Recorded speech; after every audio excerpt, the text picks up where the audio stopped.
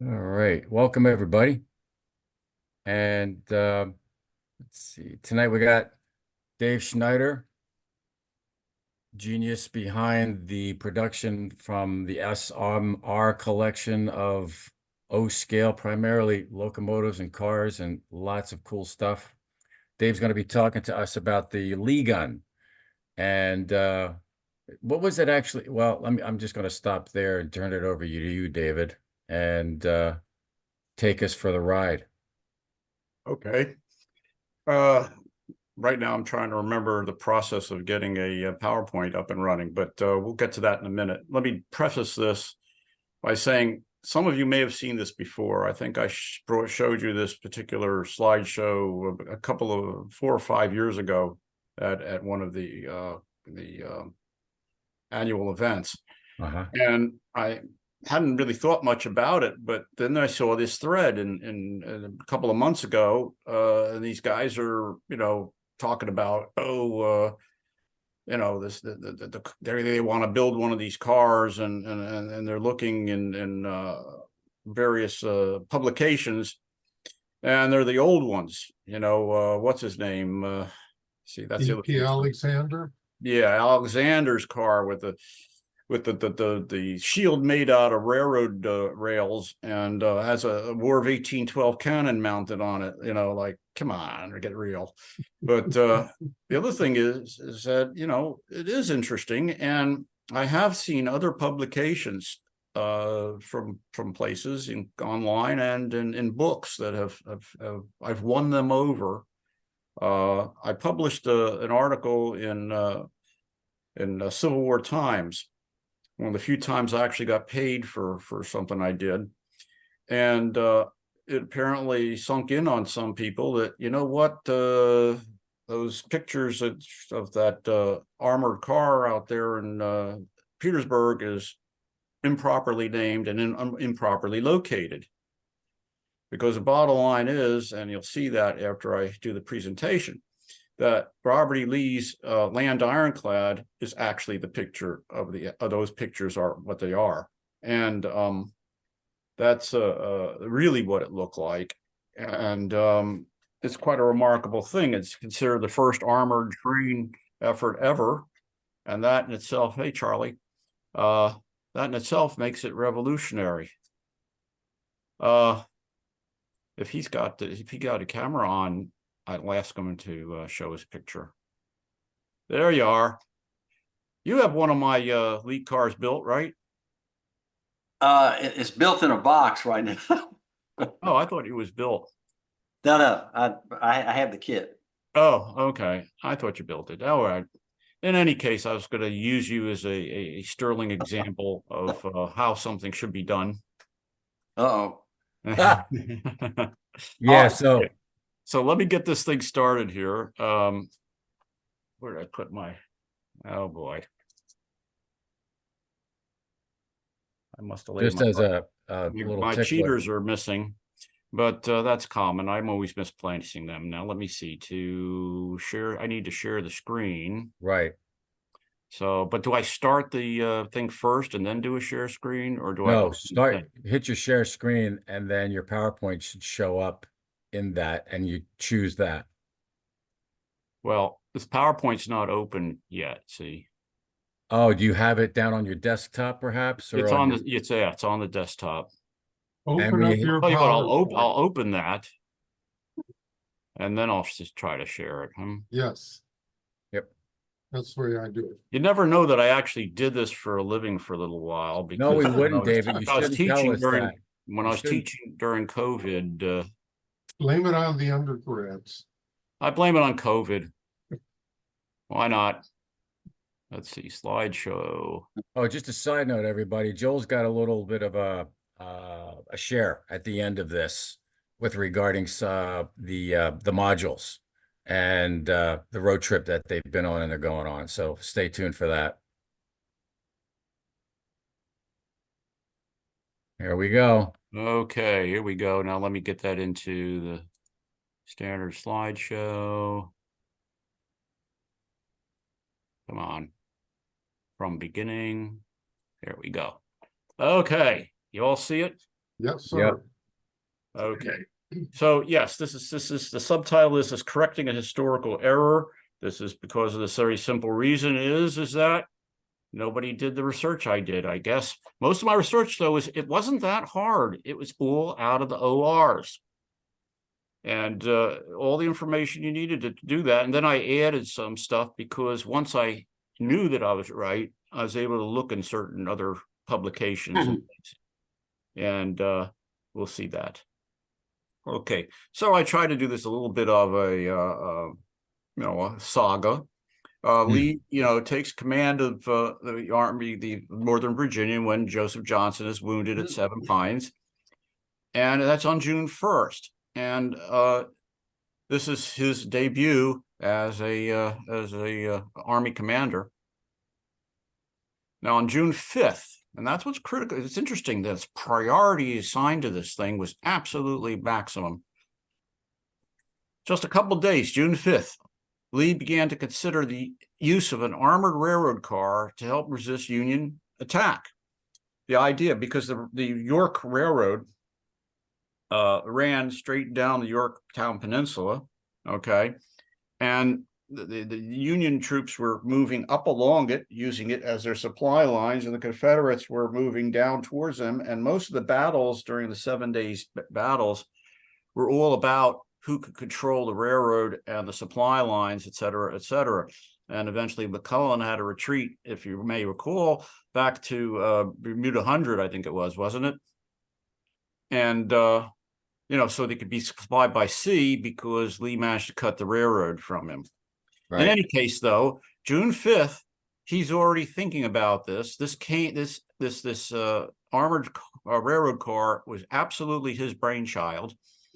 And he decided that he could use this armored railroad car to help resist the Union attacks by being able to move artillery directly down the railroad and be able to fire without having to deploy further. And so on June 5th, he writes a letter to the chief engineer of the Army of Northern Virginia. And this is, everything is cited here. So you'll see the citation on the lower right-hand corner. This is from the official records, volume 11, chapter 23, part 3, page 546. And in it, he says, if you look on he's talking about several things about heavy artillery and the fact that he can, that the Federals could use the railroad, the York River Railroad to move this heavy artillery. He needs to have something.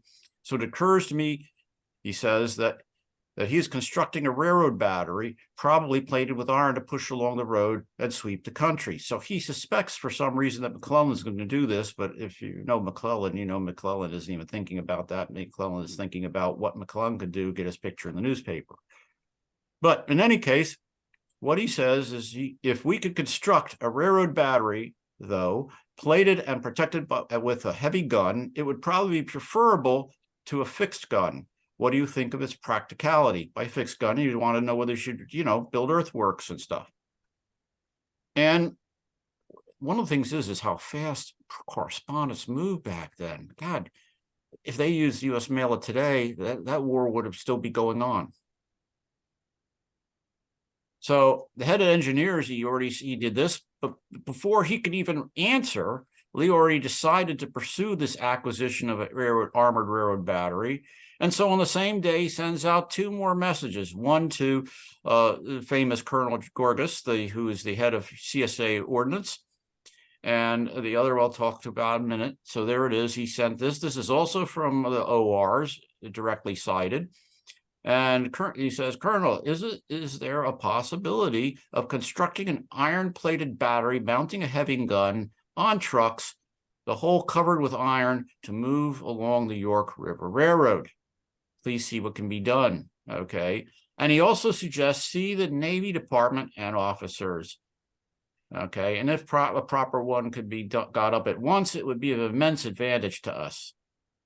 And then he asks, do you have any mortars you could put at some port of the railroad? He needed something that he could put on the railroad that would definitely prevent McClellan from using it. But he doesn't wait for any answer. He's still impatient about it. Lee was an impetuous type of person. And he sends a message to George Minor, who is the chief of ordnance and hydrography of the Confederate government. And he says, an Armstrong gun, if mounted on a field carriage with supply of projectiles, would be of immense importance to us. Can we not have it in the morning? But he goes on, I'm very anxious to have a railroad battery. I wrote to Colonel Gargis about the subject this morning and asked him to get you and Brooke to aid me. Till something better could be accomplished, I propose a Dahlgren or a Columbiad in a ship's carriage on a railroad flat with one of your Navy iron aprons adjusted to it to protect the gun and men. Now, a Dahlgren and a Columbiad, what's he asking for? He's asking for a fortress gun. Okay. That's significant because the cars you're going to see has a typical fortress gun. So the Navy shortly thereafter replies, a few days later, and sir, I have been informed by Colonel Gorgas that the railroad battery be ready for service tomorrow. Now, can you imagine any government agency today where somebody comes up with a wild idea to do something on the 5th of a month, and by the 21st of the month, it's something that's never been created before, is now almost finished? This just impresses the hell out of me. Okay. Inasmuch as this battery has been constructed by the Navy, I would be pleased if you sign an officer and a requisite number of men to take charge of it and operate it. This is to the Navy, the Secretary of Navy. And, you know, et cetera, et cetera. And I need you to designate this at once because I want to place the battery in position tomorrow, meaning the 22nd. So on June 5th, he decides he's going to invent something that's never been seen before in military history. And before the month's out, he wants it in action. That's pretty impressive. I don't know. Never could do anything quite that fast when I was in the military, and we're 200 years later, you know? Okay, so Confederate Navy car, the car does get delivered, although it took a couple of days to get there, I guess.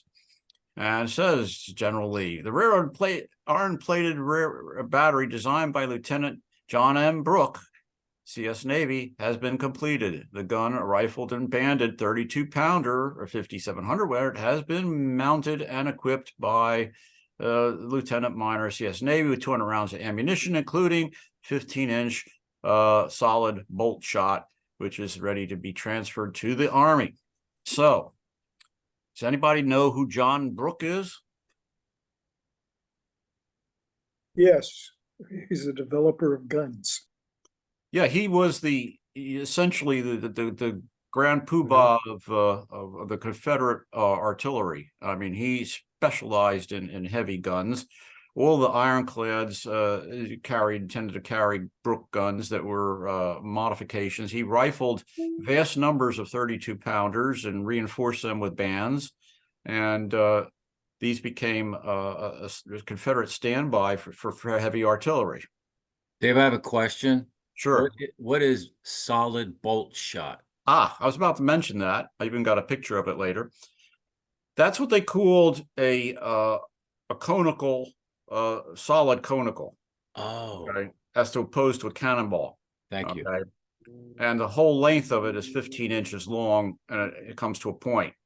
Okay, this is going to cause some confusion because they're significantly heavier than a cannonball. And so there's a description later on where they talk about the gun being not a 32-pounder, but a 64-pounder.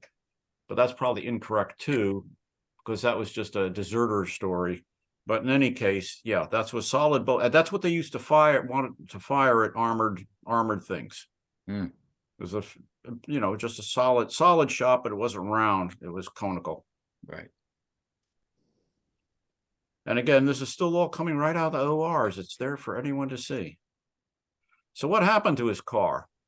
Okay, it was originally requested, built quickly, delivered on time for the start of the 7 days battle. And after that, it disappears from history. Or, dun, dun, dun, does it? No, it don't. it goes to battle. It actually goes into action. And it's assigned to Magruder's division.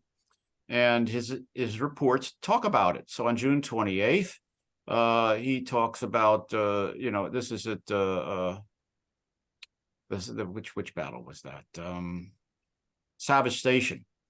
Okay, so this is the Battle of Savage Station, which was based on, an attack down the York Railroad. So, enemy having thrown up a heavy obstruction across the railroad tracks, I caused men to be detailed for the purpose of removing it for the passage down the York River Railroad of a heavy rifled gun mounted on a railway carriage and protected by an inclined plane of iron. And then it says here, the enemy, having ascertained the general position, opened up a brisk artillery fire on the railroad and our center. The enemy's fire was responded to with effect by the railroad battery. Okay, so it was in the fight already. Okay, the next day, the 29th, on his report, he says that he was closing in on the Savage Station. I directed the railroad battery, commanded most efficiently by Lieutenant Barry, to advance to the front so as to clear some degree of the deep cut over which the bridge was thrown, and to open fire upon enemy's masses below, which was done in terrible effect. Now, ultimately, Savage Station would be inconclusive, but it would be continuing the process by which McClellan pulled his forces together and headed toward Malvern Hill. What's important about this also is that this was witnessed, the railroad action of the railroad battery, and we have a veteran's sketch of it being in battle. And there it is. Right. Oh, Now, right. this guy, Robert Knox Snedden, Yep. he was a cartographer and something of an artist. Okay, and you can get there's a book of a collection of his art. He mostly did black and white pen and pencil sketches, but then after the war, he filled stuff in. Now, what he did here is this photograph is Savage Station, and it shows a locomotive pushing a car with the protection of cotton bales and stuff, which is with soldiers there. That's to prevent, I suppose, any troops from trying to storm it. And then it shows a funny looking car in front shooting. Yeah. Now, there is some inaccuracies in this, and you wouldn't know it until you found out more about Private Robert Snedden. He was, as a cartographer, assigned to the headquarters of the Union Third Corps. Well, the headquarters of the Union Third Corps, if you look at the maps of Savage Station, is the target of the railroad battery. So this side view is somewhat fantasy, all right? Because he never saw it from the sides. He only saw it from the front. And in fact, he talks about laying down on the ground, basically eating dirt while these shells come lobbing in to the headquarters. So we don't know too much about, what it actually looks like based on this, other than he shows the armor angled on the sides, because he made the assumption that the angle on the front was continued around, but it actually wasn't. It was open towards the sides. It's the addition of the follow-on flat car with the troops on it, which was something that nobody else discusses. But that's as close as you're going to get to an eyewitness this thing actually being used. Now, here's a battle map that he drew, because that was his job as a cartographer. And if you look, I don't know if you can see it, but right over there, it says the railroad battery. And you see over here was the Army headquarters. The railroad battery came down this way and started shooting at them. So there you go. There it is in action. Isn't that, this is just so cool. I get all fired up when I start doing historical stuff. So nothing is heard more after Savage Station. What the hell happened to it? get blown up, they get destroyed, nothing's heard about it. Well, no, it reappears in June 1864. And from where?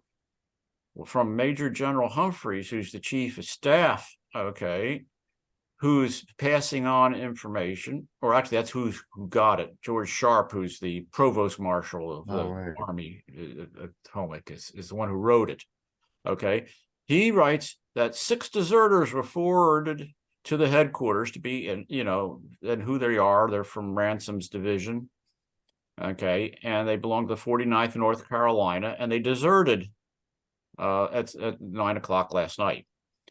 And having been deserters, they don't want to be they want to be treated well, so they spilled the beans of what they were doing. And there it is. They gave a very accurate description of the railroad battery, which is a 64-pounder. No, it's not. It's a 32-pounder rifled gun mounted on a strong wooden car, the front of which is heavily plated at an angle, protecting the gun and the wheels of the car. You notice? The gun is fired through an opening on or port and has very little range, mainly because it can't elevate very much. The sides of the car are not plated or protected. It was last fired from a cut, which gave protection to the sides. So there you have it. That is an eyewitness opinion of what it looked like. The one error about 64-pounder, well, that's confusion, and they're a bunch of private infantrymen. And what are they going to know about fucking cannons anyway? Oh, well. But then there's this, a Union supply report. Also, all these are in the ORs. It's just great doing stuff like this. I taught a class on the Civil War, and I made the class as an assignment to write a account of the Battle of Belmont, only using the ORs. Thus, they had to figure out what the hell was going on from all the messages and stuff. It was really quite entertaining. In any case, this guy's talking about them putting in essentially landmines on the roads and stuff like that. And they call it torpedoes with cords 400 feet long that some guy has to hold and yank on when some hapless federal soldier walks past it or something. Now, that's all entertaining. But in the red, you see the ironclad railroad battery was placed on the York River Road on Sunday last and near the outer line of the works. So now we know where it was located. It's located near Richmond. This is also important. So what did it look like? Everybody discussed it. Nobody knew. I've seen mentions of it here and there. The Lee had a car, but that was often dismissed. In fact, it was usually dismissed as a mere, story, somebody said, because nobody knew. But for the documentation, we know it existed. Now we know not only did it exist, it saw action. But there are no, everybody knows that photographs of Confederate equipment is pretty darn rare. Okay. And naturally, Brady, Russell, and the others tried to follow the Northern armies because that's where they came from.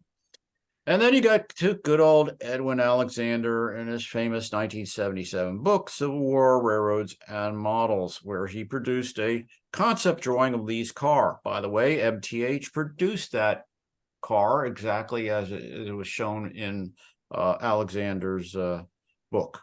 So it's not easy to find, but it was made in O scale, 3-rail.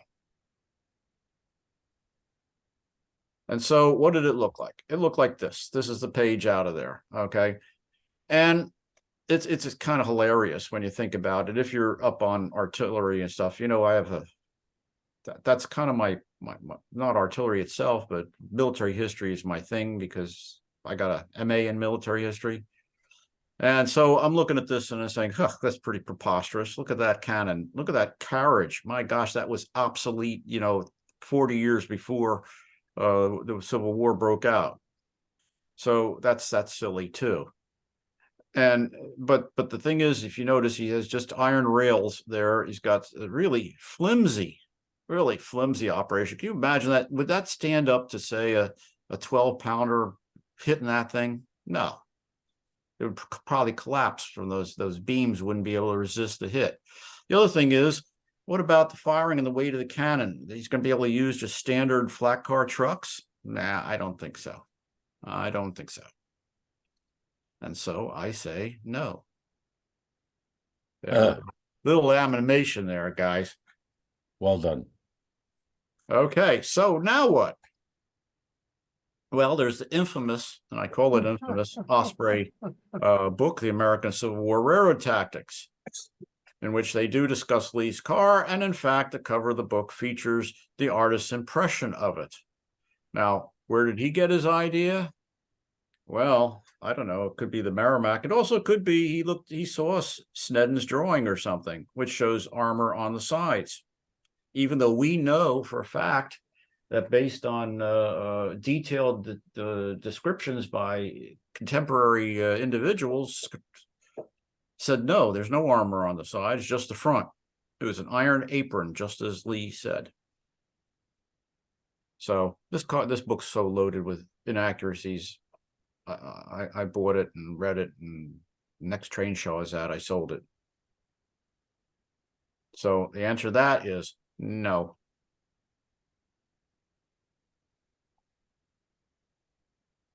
So why is everybody wrong and I'm right? Besides the fact that that's the way the world should be. It's the wrong style, okay? The car was constructed by James Brooke of the Navy.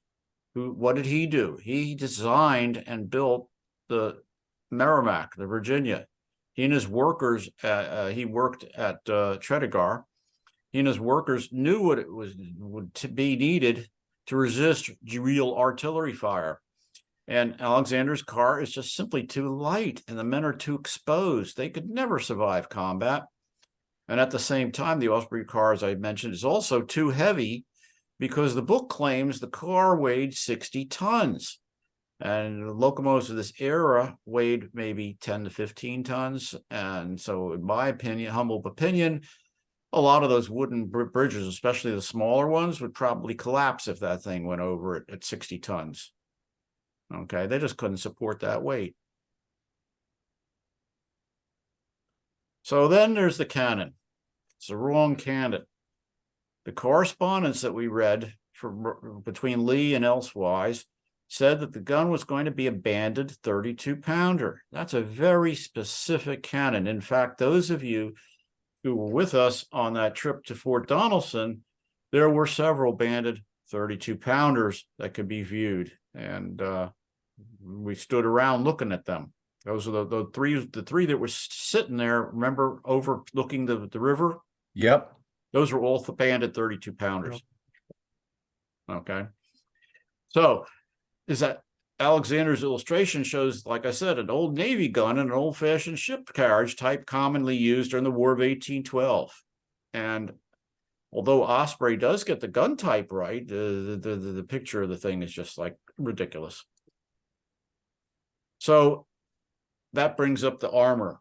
Now, Lee requested a, quote, Navy iron apron, the heavy armor that protected ironclad warships. He wanted warship grade protection. Okay, he wanted to be proof from enemy artillery fire. Okay, a field gun can't. If a field gun hit the front of of the car that was actually designed, it would just bounce off. It would be utterly, completely field artillery proof. It would take another. You would have to have a large fortress or naval cannon, maybe a 11-inch Dahlgren or something. So Alexander's drawing shows a layer of iron rails in a rather weak structure, and Osprey just copied, like I said, a picture of the Virginia on wheels without any supporting data. So the unknown car structure, it is really unlikely that Alexander's simple flat car without reinforcements and standard trucks would be able to withstand not just the shock of firing, but also the weight of the gun. Okay. The 32-pounder naval gun from the War of 1812 is around 1,000 pounds. Okay, that's a pretty heavy thing to be banging around on these little rails whenever it shoots. Because if you look at the way that recoil, there's no recoil system to speak of, which means it would roll all the way back to the end of the car and hit a stop with a thud, So it's very possible that the very first time it fired, it roll completely off the car and land on the tracks. And so there has to be some kind of reinforcement.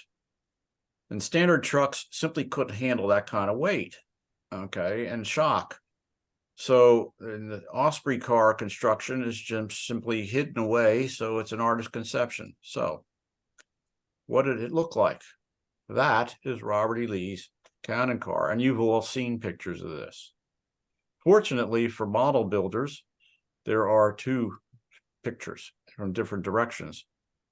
Interestingly enough, I want you to note the trees in the background and the amount of leaves and such. And over there, by the way, there's the photographer's studio there. Wow. So this is really cool. Now here it is from the other direction. And one of the things I want you to note here, before I go into the close-up stuff, is looking at the soldiers, okay? Well, what's noticeable about them? Just think about it. Now they're all federal, right? Yeah. But what's missing?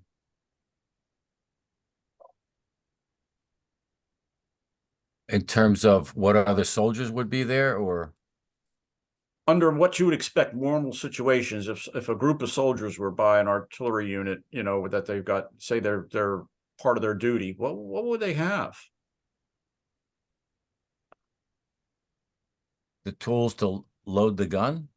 Well, they would have that too, but actually what I'm trying to get to is Munitions, maybe? they don't have any weapons. Oh. There are no weapons in sight except for the officer has his sword. That's it. And his sword is to the scabbard. These guys are casual. Okay. Also, look at the clothing. They're wearing overcoats and stuff, most of Yeah. them. Yeah. Okay. So this means the weather's rather brisk. Okay. But it's not freezing brisk because there's one guy sitting there and he's just wearing his jacket. And but basically these guys are awful lackadaisical. They're just not paying attention. Why aren't they? So yeah, there's some more of my fancy artwork. Are you kidding? No, I'm not. This is Lee's car. Yes, hundreds of history books are wrong. Yes, the moto was misidentified for 150 years until old Dave decided, ooh. And you know what? I've seen since that time books that have it correctly identified. So I hope that that's a little bit of a legacy. The proof will follow though, because I got more proof. And that, first of all, let's deal with the cannon. Okay, Confederate correspondence says banded 32-pounder. Okay, you can't get better authenticity than the actual letters sent to Lee.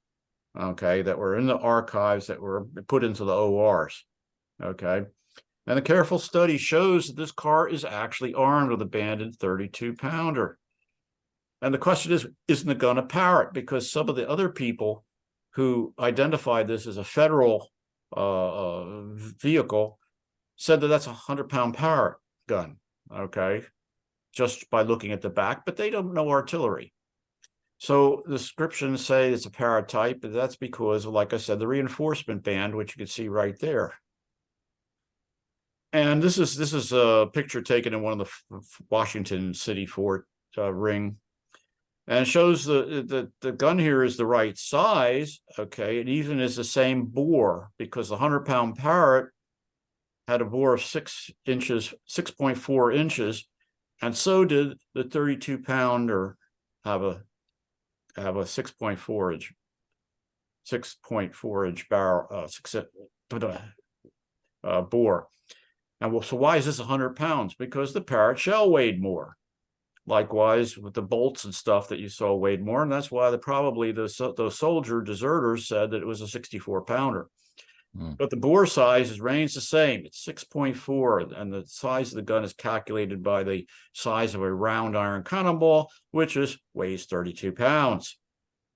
Okay, but what I want you to look at is note the elevation system. This is really important. You see, it's a long screw system, okay, that runs through the cascabel, which is that round thing that's at the end of the cannon. Okay, And this is very characteristic of parrots. Note also the very smooth and streamlined barrel, okay, and the lack of a real muzzle swell at the end, okay, which is also another characteristic of parrot guns. So here's pictures of 32-pounder banded guns. This is one here. I forget which Ford I took it at. I think that's like Ford Wagner. Mm-hmm. Yeah, I think so. This is a contemporary picture showing one. Now, these are typical, by the way, fortress mounts that allowed a limited amount of recoil in a limited space. And there was like a braking system right here that you tied down and all this other stuff. And so the recoil was restricted. This is an important gun, though. The Navy Museum in Washington, D.C. has an extensive collection of Civil War cannons out in their front yard, one of which is a banded 32-pounder made by the Confederacy. And this is a picture of it. Now, here's the picture enlarged from the land ironclad, and here's a picture of the front of the banded 32-pounder. It's so good you can even see the rifling. Yeah. Now look at that. Is that not the same muzzle? Mm-hmm. Mm-hmm. Mm-hmm. Okay. Mm. So there's more to it, though. Here you have the back. This is the castle of the 32-pounder. Its elevation is a screw underneath. Okay. And over here you could see this is all part of that rail system that was in that previous picture, but there is no penetrating thing here. It's elevated from a screw underneath. This is the blow up of the Parrot. There's absolutely no resemblance of this elevation system versus this elevation system. Now here is the bolt. Okay, as I said, bolt is a conical solid shot. Okay, they call them bolts because the very first ones were actually made from round stock that was cut, so it did look like a bolt. And so this weighs 64 pounds. Guess what? Maybe the soldiers knew what they were talking about. So what about the armor? Okay, the armor was designed by the Confederate Navy. And it was designed for the use on the CSS Virginia, which was described by the ship's executive order officer some years after the war, 1874. And this is what he described, because he was intimately involved in the construction of the Virginia. Central portion was covered by a roof of wood and iron, inclined about 36 degrees. The wood was 2 feet thick. It consisted of oak plank, 4 inches by 12, laid up and down next to the iron. 2 courses of pine, one longitudinal, 8 inches thick, and the other 12 inches thick. Wow. Okay. The armor was 4 inches thick. It was fastened by its wooden backing by 1 3/8 inch bolts, countersunk and secured by iron nuts and washers. The plates were 8 inches wide. Those first made were 1 inch thick, which was the best they could do punching it. They eventually made it punching 2 inches thick, and that was the remaining. More than 2/3 were 2 inches thick. So by the time that Lee's car would have been constructed, the Merrimack was already well underway, and therefore it would seem reasonable that it would be made up of 2 layers of 2 inch thick iron armor. Well, let's go back to the photograph and blow it all up. Okay, it's unfortunately hard to see here, but if you go to the archives and get the photograph, you can blow it up even more. You'll see there are 2 layers right here of iron armor. Here's your countersunk bolts.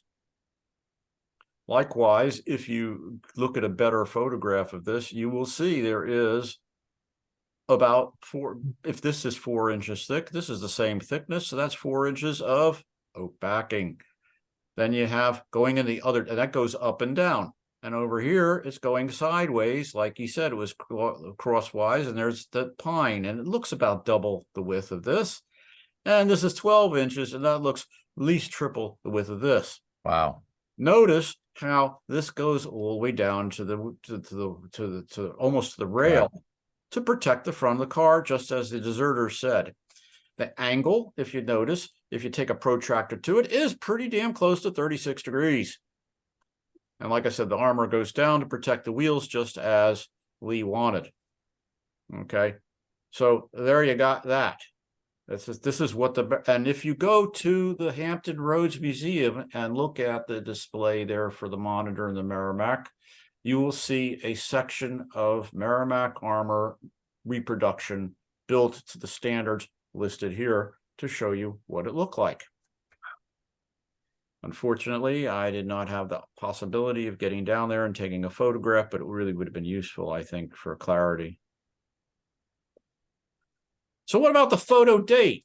Why is these Union soldiers standing around if this damn siege of Petersburg's ongoing? Well, the car was made for if the picture car is made for the Petersburg siege, it would be brand new construction sometime between midsummer 1864 and the end of winter 1865, right, guys?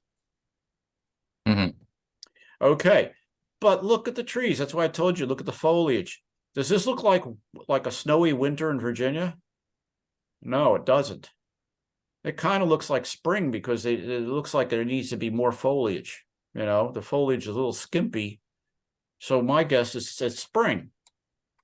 Okay, then look at this close-up of the back. This is a much clearer picture, by the way. And you can see this stuff is worn. It's weathered. Okay, if this thing was brand spanking new, it wouldn't look like this. So what is the real date? What's the conclusion?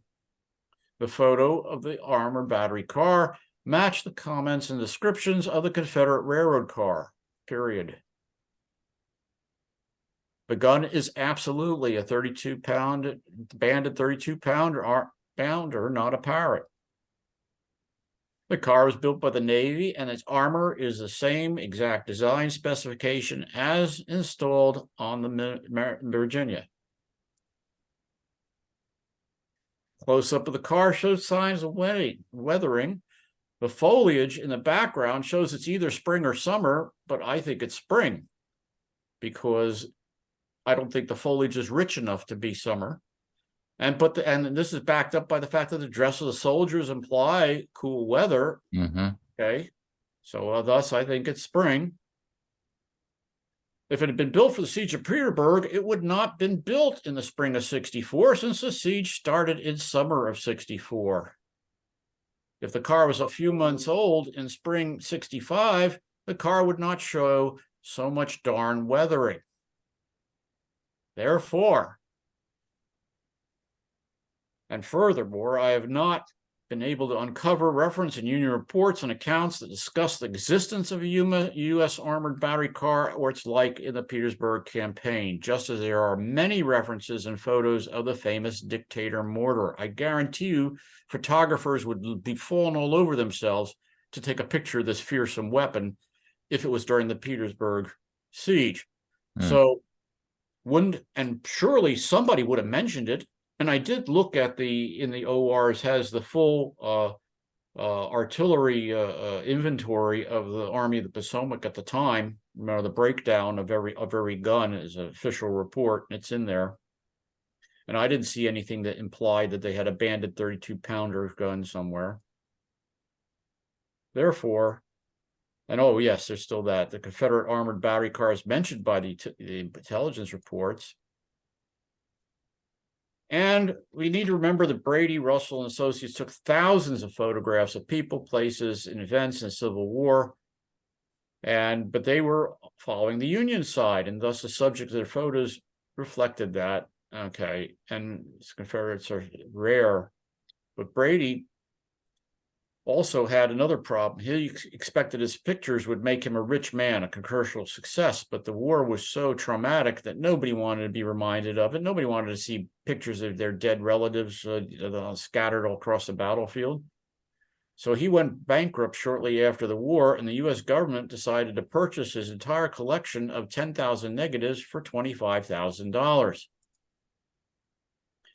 Now, these just were they were unsorted and cataloged and essentially stacked in cartons. The government assigned clerks to review the photos, and they're the ones who determine the captions and dates of the pictures based on their best guess of the subject at hand. And this is we all know that these pictures are often in error. Okay, they don't know.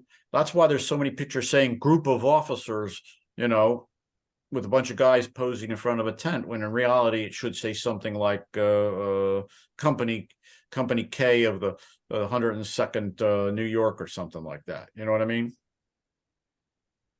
So we know that they're offered. This is just one more case of an incorrectly cataloged picture. Therefore, the car listed in so many history sources and listed in National Archives as a Union Army Railroad armored car is in fact the CSA car built for Lee in 1862. Plus, again, here's Snedden's drawing, all right, which I enlarged, okay. Here's the description of the POWs, okay. The sides were open and it just had it in the front and protected the wheels. Okay. The Osprey version is just something garbage. Okay. They have they don't cite any sources. They don't show anything there. Every single thing of mine was footnoted. Okay. So the entire book is basically plagiarized. If they were in my history class, I would give it an F.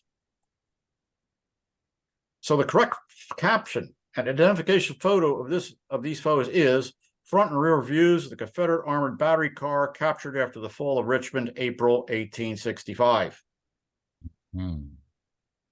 Notice how the track is torn up in front of the car? Yeah. You know, you usually don't see that part of the picture. But yeah, so and this is what I'm saying, that the picture is spring. And it can't be the spring of the siege because the siege doesn't start till summer. Therefore, it has to be the spring at the end, which is the war ends in April.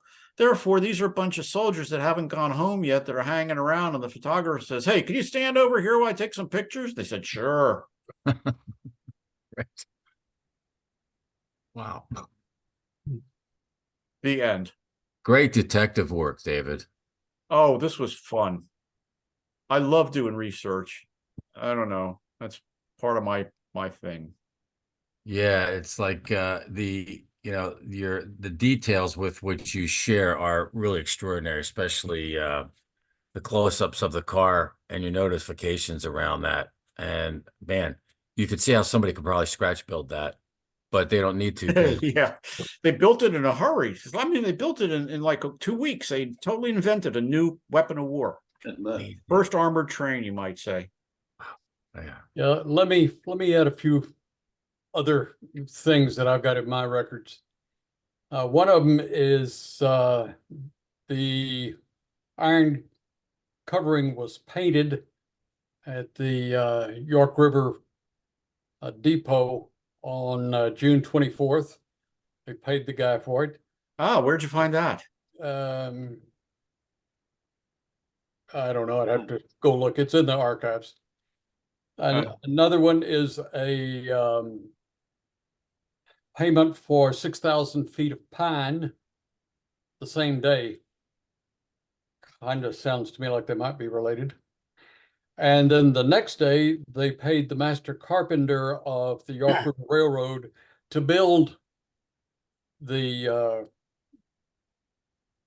gun carrier at the York River Depot in Richmond. And that's yeah.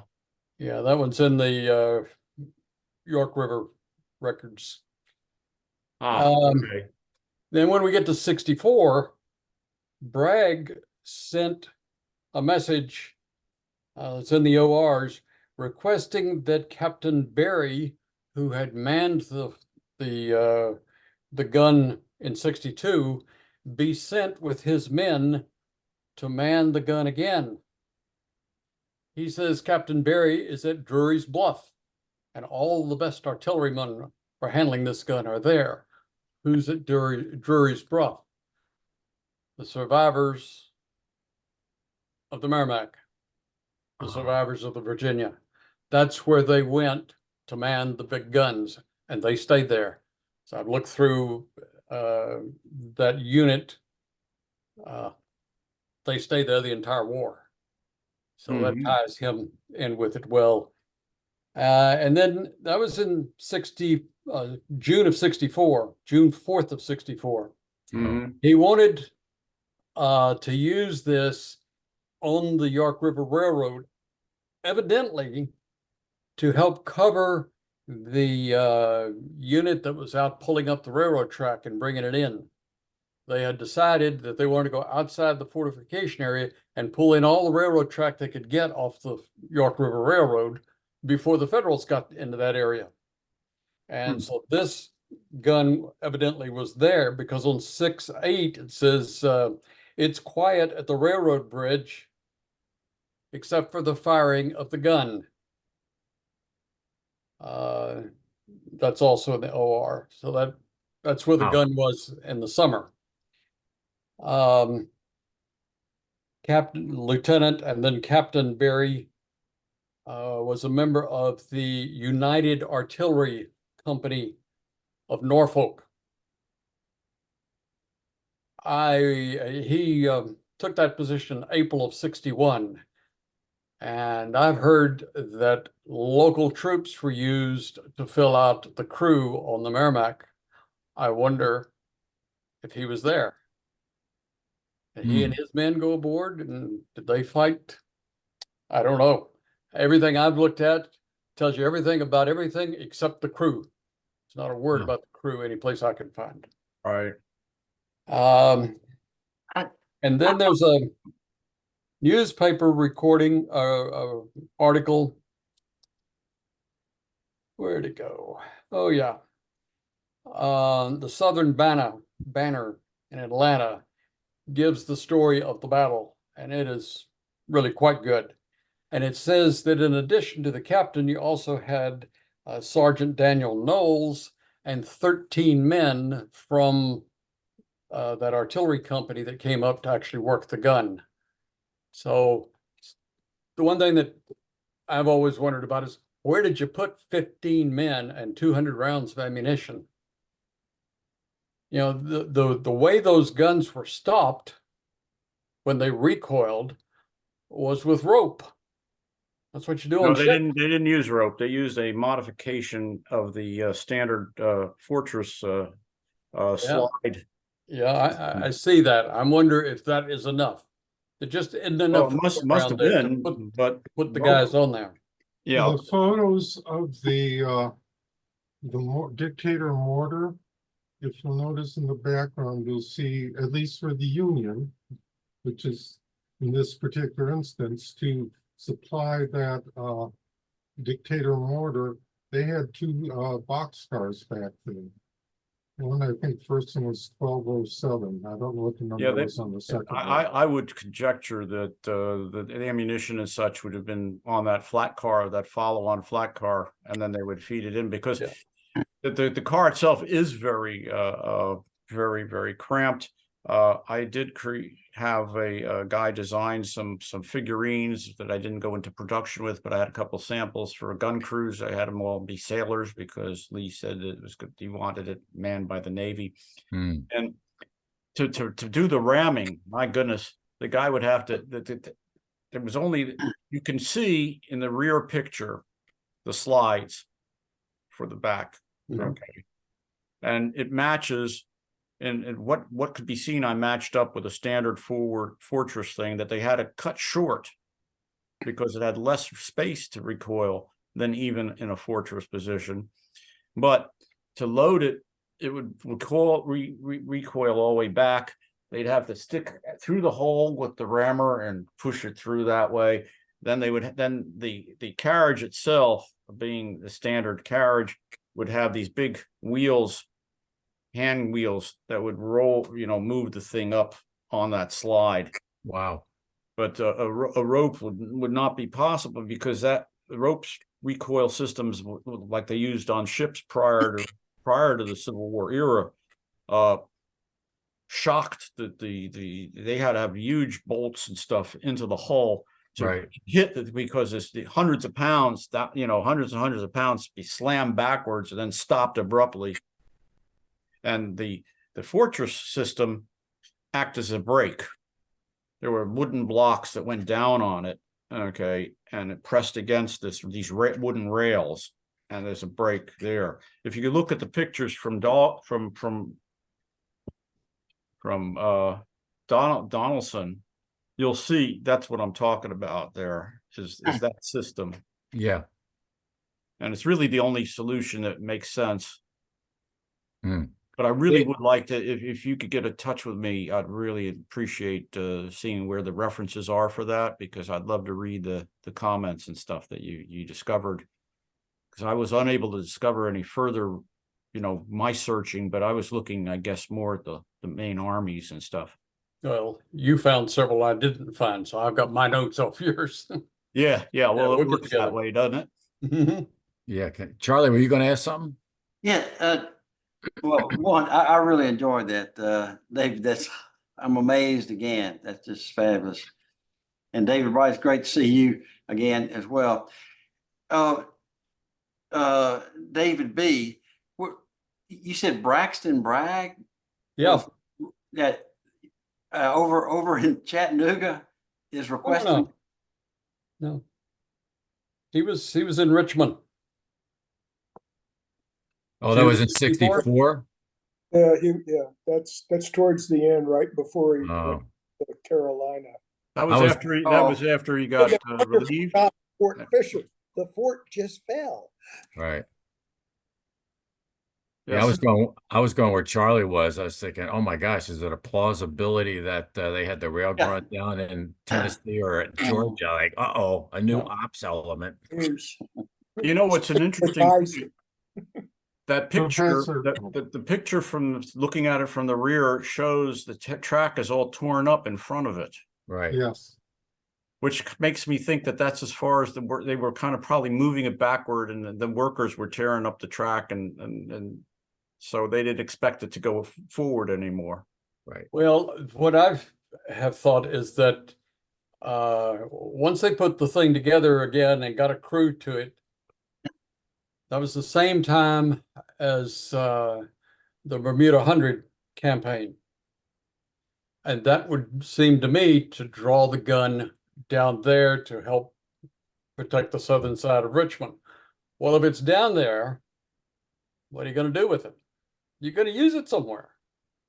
And so I think they've probably found a place that was good to put a short piece of track where it could be useful, but probably was not significant anyway. That's why there's no record of it's actually being used. Mm. But I think it was down at Petersburg, or at least in the Bermuda 100 Petersburg area at the end of the war. And that's, if I'm not mistaken, that's where the slide even says it was.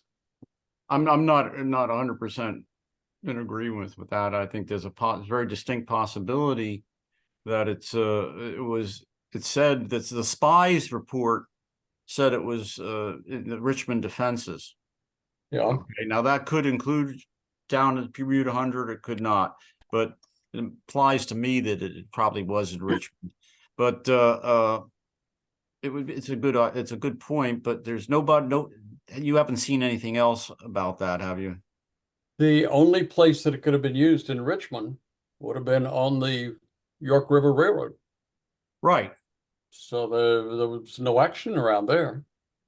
Well, there wasn't at the time. Yeah, but that was but it was put there before the Federals got there. They didn't know where Grant was going yet, and they probably just never moved it because it was too difficult or it was not worthwhile.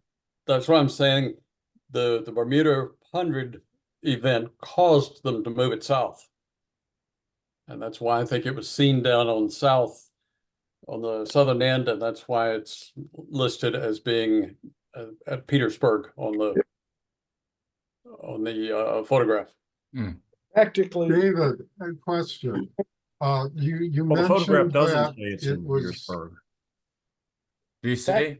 yeah, application of you mentioned that there was some mention of paint Yep, that now the wood looks unpainted in the photos. Is the paint for the iron plating then? Is what I would assume. And yeah. is there any mention, Yeah. Professor Schneider, as to the color of the paint? Would it be I believe that the car was never actually painted either. However, the front would have been, because there was the whole thing about, and it would be black, the ironclad armor, the ironclad paint. That's what they used to put on it. They used to call it that to keep the rust down, because it doesn't look rusty. Right. no? It doesn't. It just looks weathered. Okay, especially the wood.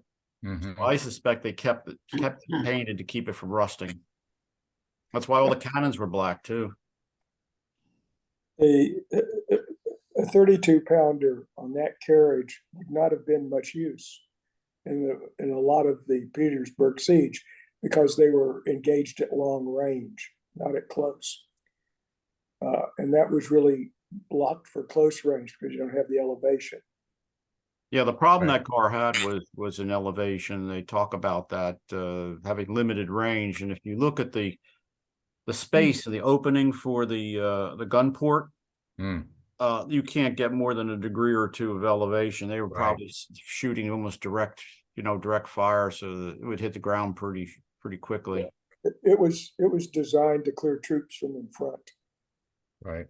not as a, you had the same problem with aiming it. The Dictator, they solved that by a curve in the track. Yeah. So you get your degrees to turn the mortar. A very practical solution for that. But Yeah, there's very little room, left, right, up, down, very little. So I Dave, fired a lot of weapons. I fired In big terms guns. of the recoil, yep. this is Joel's mentioned Dictator mortar again. I know there's a great deal of space. I mean, the mortar actually, you could see it tore apart that little small flat car it was on. If you look at some of the photos, but the box cars are good ways back. There's a stop on the tracks in front of the mortar, but there's nothing behind it. So I'm assuming a lot of the recoil in that car was forcing the car back along the tracks. And I Was was that the wondering if same? something would be similar with the in this situation. You guys know? I mean, would that been what they would do is just make sure there was a certain distance between the rail gun itself and whatever the supporting cars were, so that the recoil of the car actually moved backwards? Well, that wouldn't be very practical in its original intent, which was an offensive weapon, not a defensive.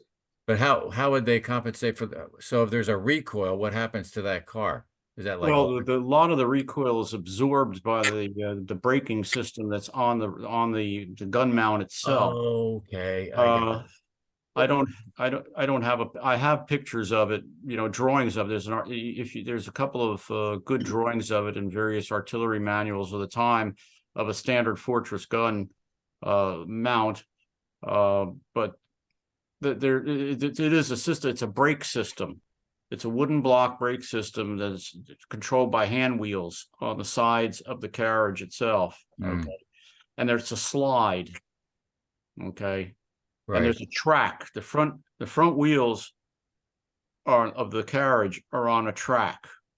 There is no rear wheels. There's a like I said, a solid brake, and it's against these there's 3 timbers on the mount, and there's a big wheel on each side that is one is to move the thing forward, back up. That's how they got it back into battery. But there's Right. also another wheel to adjust the brake. So But they they're- use they're it as a also- friction brake. Okay. There are also those rings along the side of the car. They're Yeah. about that big, and they look like they'd be designed to maybe pull the car back into position. I think that's a possibility. I also think it's a possibility that it was, anticipated that they wouldn't have a locomotive available, and they might have Okay. to have a way to transport it Yeah. on the track. There's 16 of those rings, I A lot of believe. rope. Yeah. Wow, It'd cool. be I can hardly wait till you're updated on this again, Dave. I mean, this is a lot better than the original, and there's more information in here. So. It's thank just you. amazing how much stuff is still out there to be discovered. Yes. I mean, I had no idea about those railroad records. It didn't occur to me actually to look at the railroad records because I was fixated on the military records. And I found stuff that you didn't see, and you found stuff that I didn't see, but they actually are fairly complementary.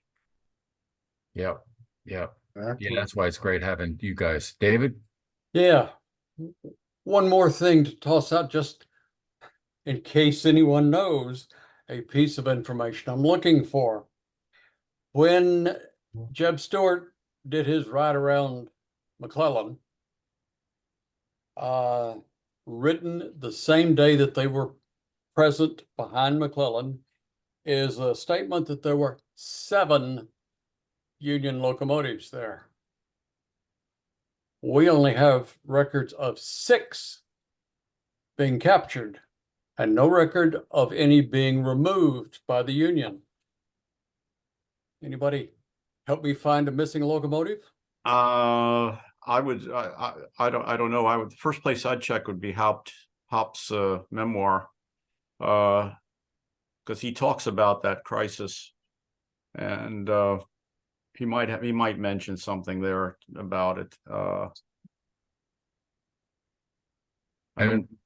I don't think we're going to find anything. There isn't a lot of correspondence from that campaign. You're talking about the one leading up to Antietam. Right.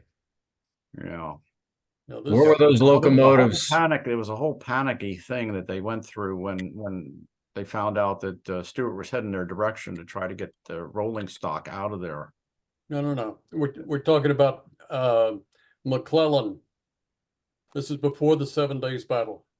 Oh, 7 Remember days Stewart's battle. big ride around McClellan? Oh, When Oh, they were back I was behind, thinking. they spent some time there. Yeah, they didn't spend the night, but they spent some time. And while they were there, this guy says there are 7 beautiful brand new locomotives sitting here in front of me. But because we don't know what the result of the battle is, we've decided to set them on fire. And sure enough, other places it talks about the locomotives have been burned. But I'm missing one. I thought that you were talking about. Yeah. This is campaign. on the Richmond and York River. That's what it would The be. Yeah. Union locomotives on the Union side of the Richmond and York River, yes. Hmm. Well, if Oh, anybody runs that across wasn't something, I'd like to know. What was Hap there? That's a good question. I don't think so. I think that's too early for him. wow. But if you want to read an interesting guy's story, isn't much to it, but the superintendent of the Richmond and York River saw the battle going on over there on the other side and all kinds of things burning, and through the smoke he could see a locomotive on the other side of the bridge. And so he and 2 guys waded the river and crawled up on the other side and tried to put the fire out Wow. so they could get the locomotive. Ah. Well, they eventually did. 2 or 3 days later, he got some support and they went over and they fixed the bridge and he saved that locomotive. Well, they also went all the way to White House, finding all the other stuff that was there, and went back and reported to the Confederate military authorities, hey, there's all this stuff out there you can go get, which included the rest of the locomotives. And then, I've got records of them being brought in, but I'm, like I say, I got 6 out of the 7. Nice. But he was a guy with much guts. Yeah, for sure. That's cool. Good stuff. I had a question on the locomotives if we're in that topic. Was there any indication of which of the York River engines was behind the Lee gun at Savage Station? I can't tell for sure, but there were two locomotives, the York and I've forgotten the name of the other one, that the Confederate government rented 1 month at a time, 3 consecutive months. And the first month was the month of the battle. So I assume one of those two was behind it, but I don't know which one. Good question, Austin. God. All right. Now, is there any information of what happened to the gun afterwards? Not that I've been able to recover. It ended up- I presume they scrapped it. It probably ended up in that big pile of guns that was moved. Right. All the old artillery. It came out of there was probably originally one of the fort guns. They captured a ton of 32 pounders in Norfolk. Hmm. Then 32 pounders were stored at virtually every coastal fort. Yeah, the government decided to standardize on the 32 pounder gun for both ships and fortresses. And it became one of the most common guns around. Almost vast majority of heavy artillery Confederates were able to get their hands on were all 32 pounders. Yeah, it's just laying it was laying. Yeah, they were everywhere. They were literally everywhere. Store the guns and you'd build the carriages. Right. You could store the guns under cover, preserve them. And Lee, of course, he'd been the coastal fortification inspector. Right. He was uh, very familiar with that. Yeah. Yeah. So And that's he was- why he knew what to ask for. Yeah, well, he knew what was available. So there was that. Good. We also need to remember that Lee had spent a year at this point being the top dog in Richmond in military sense. You know, the other generals were out in the field. He wasn't. Yeah, he went down south, he did his inspection tour and that kind of stuff, but most of the time he was in Richmond. He's big guy. Who are the other big guys? Well, that's half a dozen politicians and the railroad presidents and the bank presidents, and he knows them all. And they know him. And just like Thomas Sharp's hauling the locomotive south, I think it was done with someone else mentioning it to Lee, saying, hey, we could do this. Somebody mentioned it then to the quartermaster general. Hey, let's go do this. I think one of their buddies, the superintendents, or more likely one of the presidents, mentioned it to Lee, who then went to the quartermaster general. I wouldn't be surprised if the same thing happened down here. Somebody had said, hey, you know, we could put a cannon on one of those flat cars of ours. You ought to see it. We could do it. And he ran with it. Well, subsequently, that was done several times. I think Burnside down at North Carolina had a couple of railroad mounted guns. Yep. But In had some Galveston, they had one also. Yeah, that they had several. B&O had one. Several military cars on the tracks running through Virginia. So yeah, it was there. I would almost kind of wonder whether the B&O was a little first, because that was because of the deprivations on the B&O. But it's always going to be kind of interesting. So much technology came out of the necessities of the Civil War. And Right. that's always interesting. That's my interest in historical subject. Any more questions for David? Thank you. Thank you, David. As Thank usual, you. Fabulous, well-researched, Professor. David and David. and I'd have to have footnotes to argue with anything. there's still plenty to be learned. That's for sure. You know, that's the whole thing about this, and this is what makes this so fascinating. You'd think that everything that happened is already known and already recorded, but it may be recorded, but it might be unknown. Yeah, There's a diary out there that might have the rest of the story. Yeah. yeah, yeah. That's what I've been looking at more these days is the diaries, because I go through a whole book and I find one reference to a railroad. I remember reading this one by this rebel private who was captured, and he talked about the interior of a boxcar with all the other prisoners. I was like, whoa, what a little gold mine. But it was great, David, hearing you, David Oh. Bright and David Schneider connecting and talking and sharing information. And that's one of the things I really enjoy the most is when you cross-pollinate and it's like, ooh, the little discoveries that happen out of that. That was terrific. Thank you. Yeah, that's exciting. Yeah. So I'd like to give Joel a couple of minutes here to share about the module that you wanted This to is mention. always good. And I wish Bernie was here who could say where the model is, because I can add that story to the layout. We continue to take the society's display models and our signboards. We were at the Galveston Train Museum. We had a huge amount of people go through.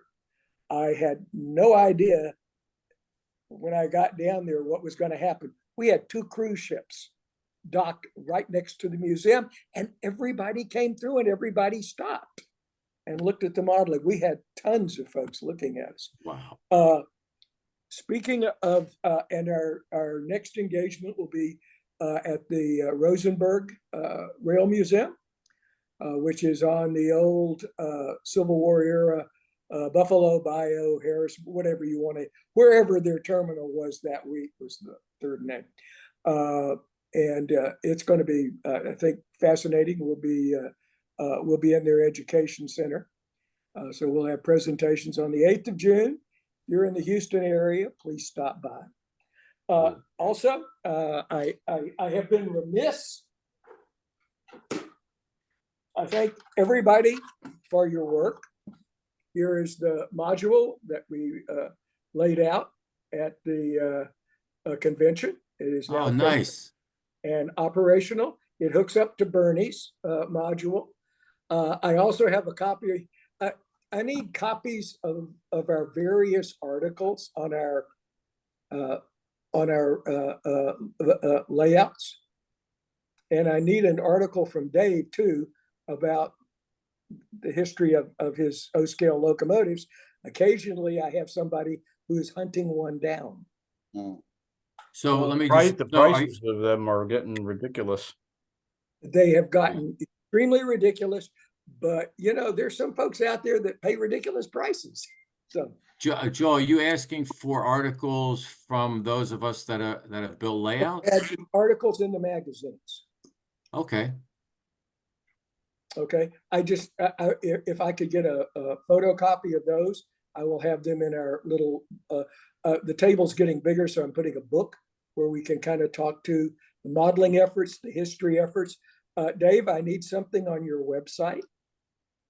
If How I about could, you some- could email me a page with the link and all that good stuff.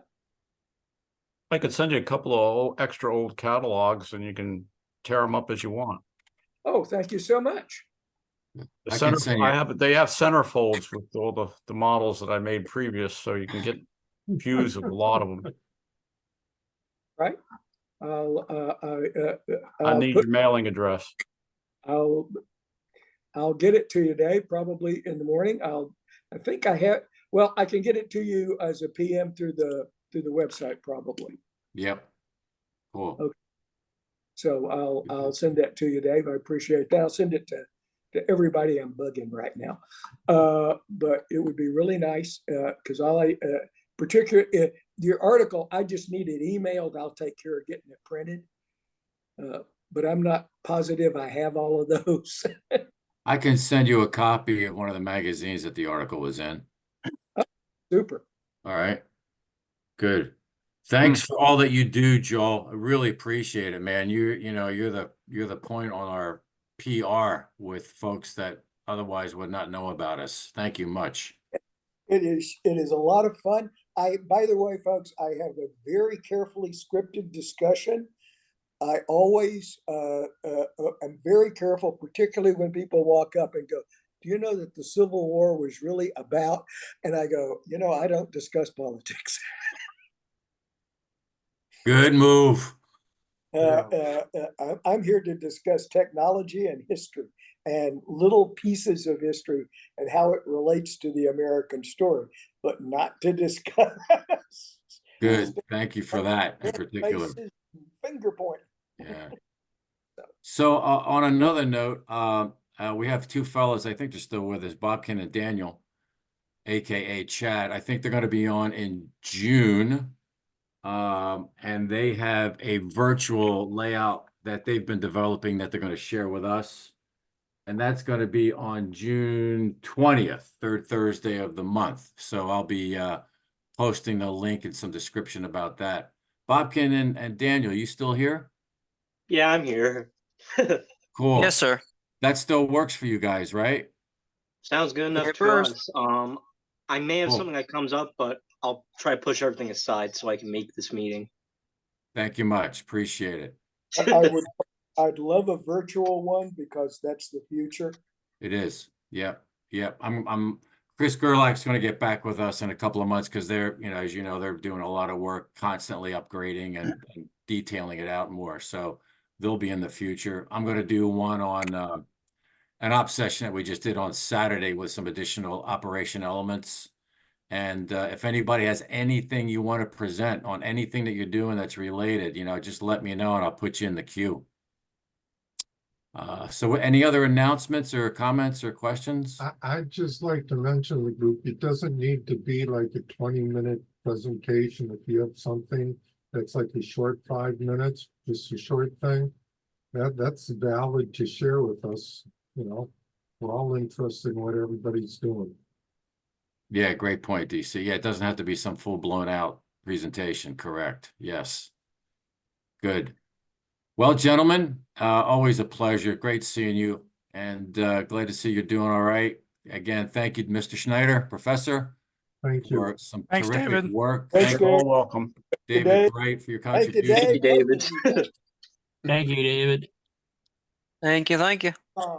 Tom, appreciate it. Yeah, y'all be well. Take care now. That's all right.